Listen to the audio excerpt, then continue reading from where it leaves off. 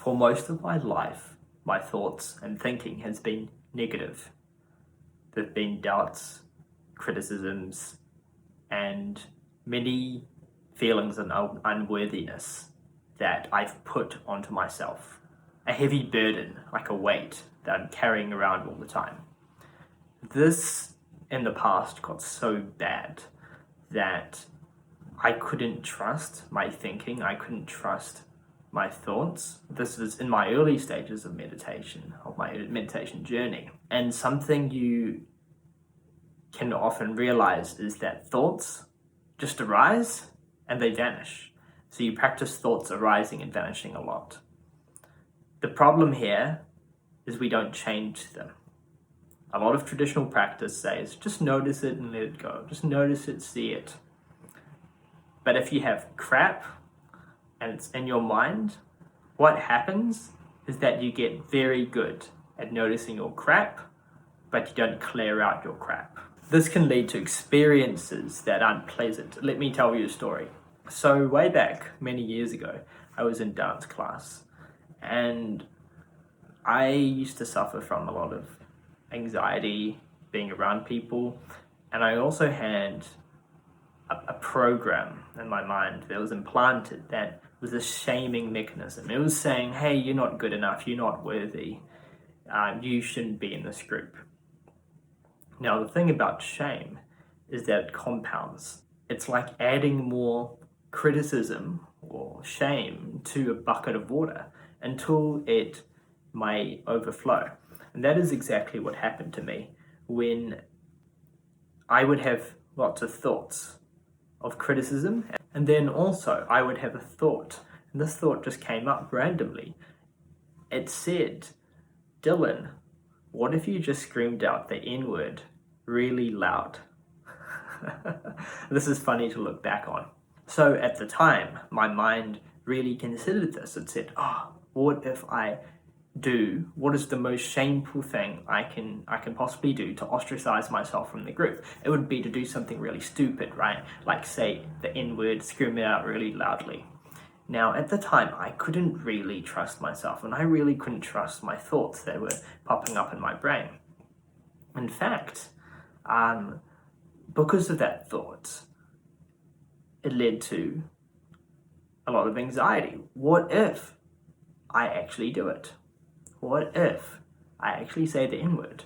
Which led to more anxiety and more fear and more distrust of myself, and this spiraled until I was having a mild panic attack in dance class so many years ago because I couldn't trust and I was afraid of the thoughts that were popping up in my brain. Now, you may not have something this extreme that leads to anxiety or mild panic attack, but what you may have day to day is just thoughts that come up that aren't so positive. So what I'm really suggesting in this video, and what I am making commitment to myself, and I would love it if you guys followed me on this, from this day forth, making a commitment to change your thinking to the right thinking, and thereby changing your attitude. Changing your thinking and your attitude changes how you feel. What happens when we don't feel good? We feel critical of ourselves. We feel like we're not good enough. We feel like we need to work harder to achieve something. We need to hustle more. We need to be better. We need to do better. And these thoughts all come up.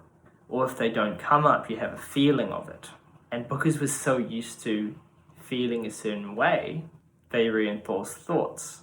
These thoughts then reinforce a feeling, which is the cyclic loop. So what can you do about it? How can you break out of this pattern? Well, it really comes down to change.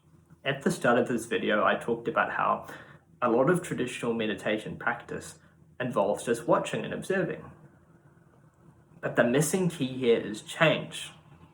We can spend so long focusing on the side of it, which is there's no us doing this meditation, things are rising spontaneously, it's just appearing, just be the watcher, just be the observer. that can make some change. But if your thinking is negative, what you really want to do is to actively realize that you can change it. If you don't like something, you can change your thinking. Yes, the thoughts just arise on their own. We aren't really doing them. We're not thinking the next thought. It just appears, right?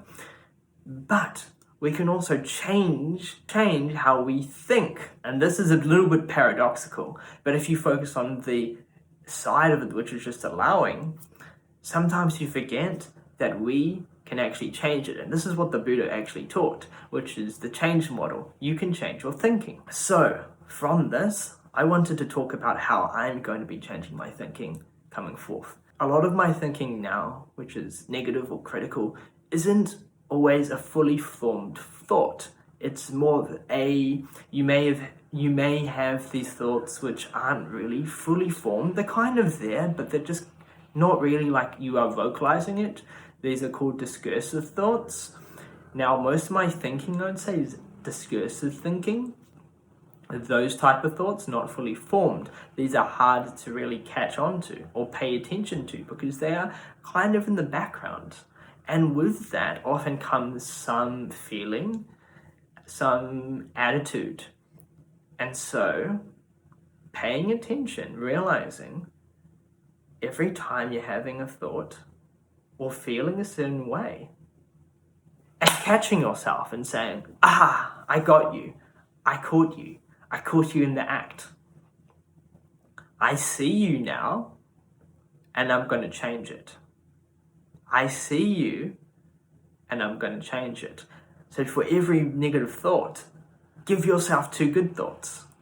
Think about it like this. This is something my mentor told me, a Dharma teacher. And he told me that if you have a bucket of water and you're filling it up.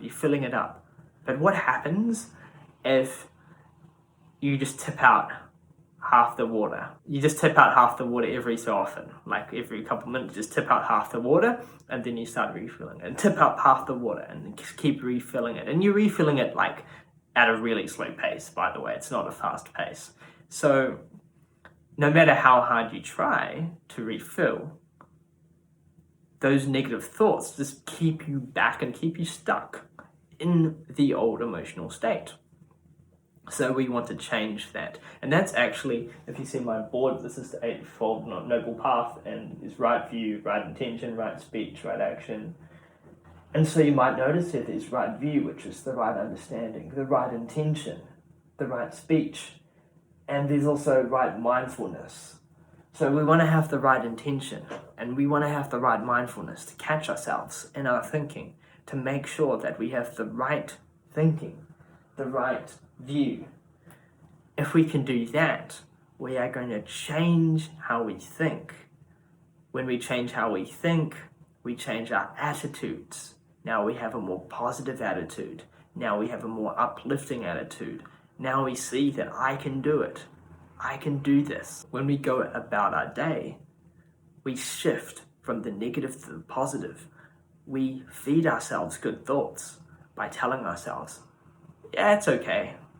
So, in this video onwards, I'm going to start a series where I discuss how I'm changing my thinking. In this series, I hope to share all the pitfalls, all the lessons, and all the things I've learned. What I see online is a big community of people that are focusing on the awakening side of the journey.